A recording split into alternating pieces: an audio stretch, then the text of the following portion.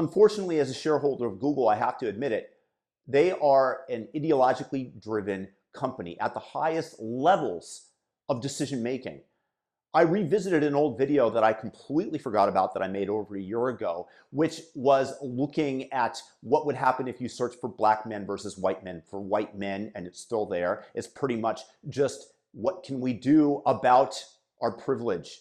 Can you recognize your privilege? Whereas with black men, it was showing strong black men, the 100 top black men of Atlanta, or whatever it was. And I did a search because somebody recommended it. I searched for American inventor. What do you think came up? What was it? 80% of the photos in the image section were of black people? Is this representative of the US population as a whole? If you were truly after diversity, equity, and inclusion, shouldn't it be all about the proportional representation that various races have in society? No, it's 80%. You can do the same search for American basketball player and you'll find nothing but black people. That makes sense because at least they're representative at a much disproportionate rate amongst professional basketball players, whether it's genetics, whether it's the fact that they play and practice much more as a way out of the inner city. Okay, that's debatable. Personally, I think it's likely to be genetics, but at least that represents a fair contribution to the sport by one race. But American inventors being what, 80% black?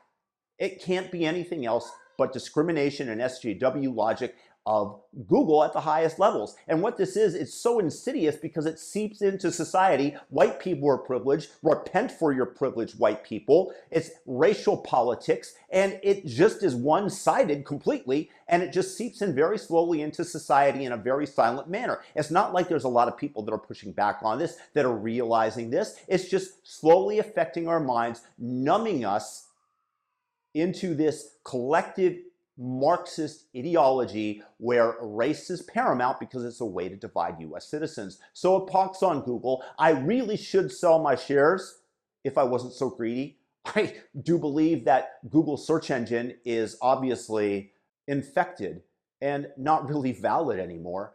But Google as an artificial intelligence company is leading the world, and the advances that they're making are absolutely incredible. So because of greed, I'm holding on to my shares. Also, perhaps I can address the other Google shareholders and board of directors directly. Stop it with the SJW infusion into the search engine and give people real results. Peace.